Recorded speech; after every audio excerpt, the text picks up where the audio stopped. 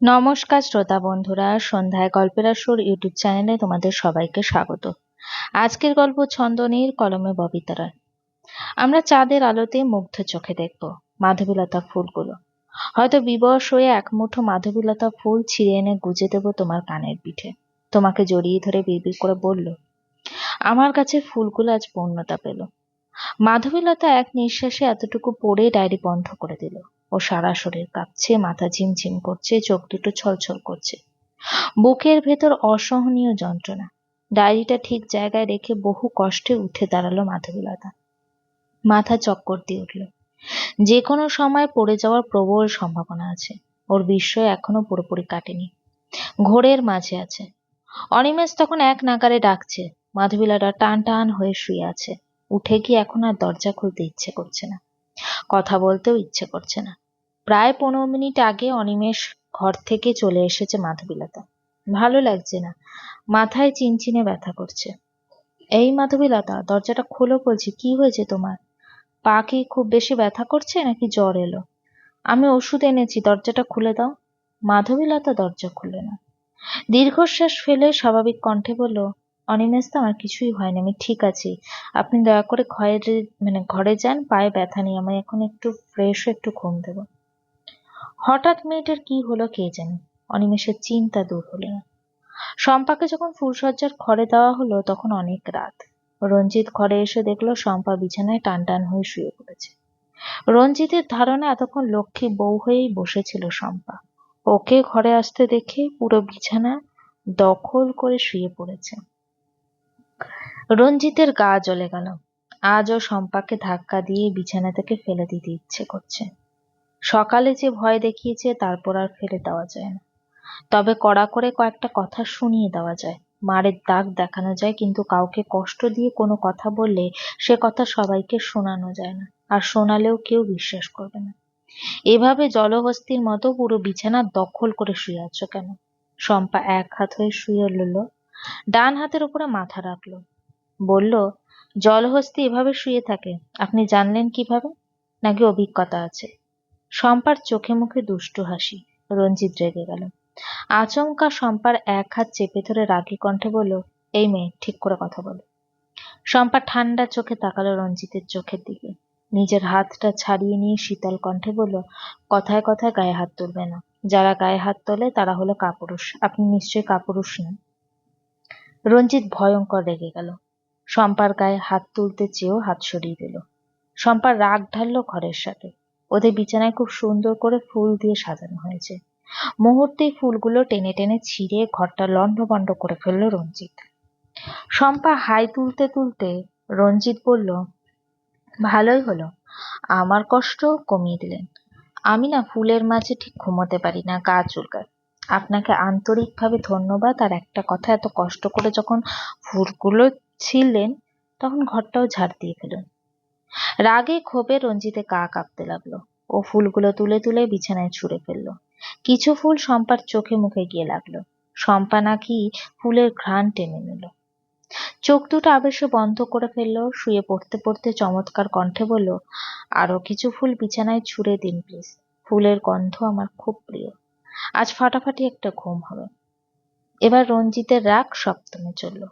ফুলগুলো আবার বিছানা থেকে টেনে টেনে নামালো। শম্পার খুব হাসি পাচ্ছে। রঞ্জিতের রাগী মুখের দিকে তাকিয়ে হাসিটা বহু কষ্টে চেপে রেখেছে। ইস, ছেলেটা এত বোকা কেন? সঞ্জয় বিছানায় টান টান হয়ে শুয়ে আছে।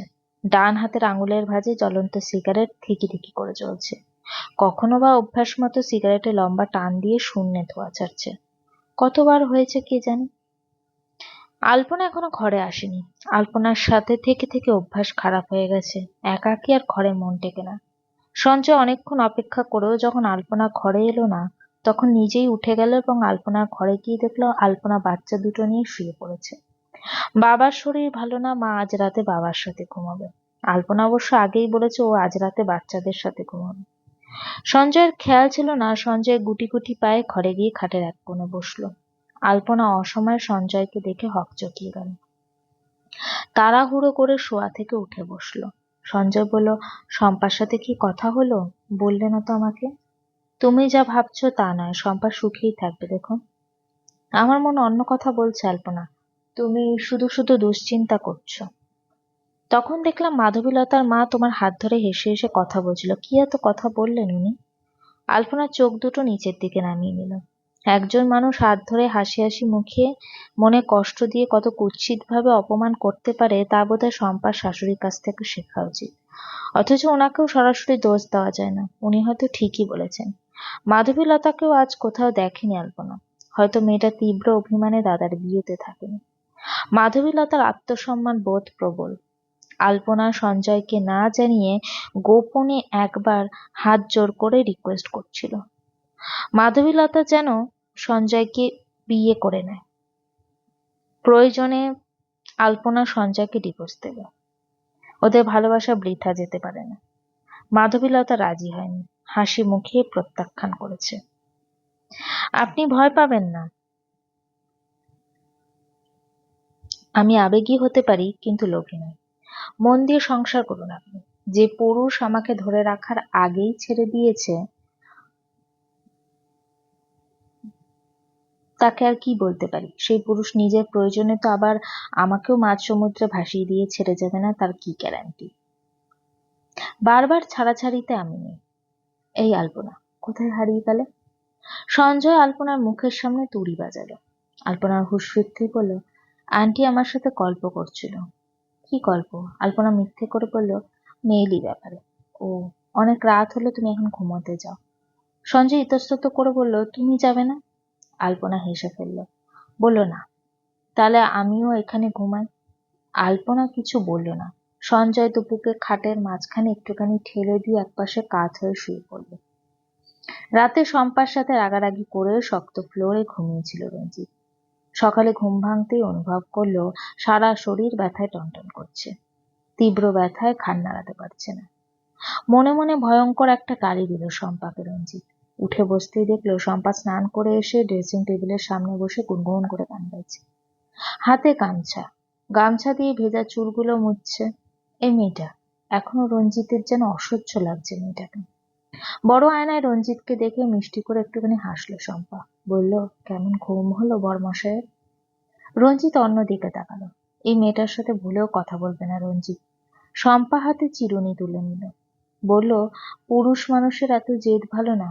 রাগ একটু কমিয়ে বিছানায় শুয়ে পড়লেই তো পারতেন, তাহলে তো আর আপনার শরীর ব্যথা হতো না।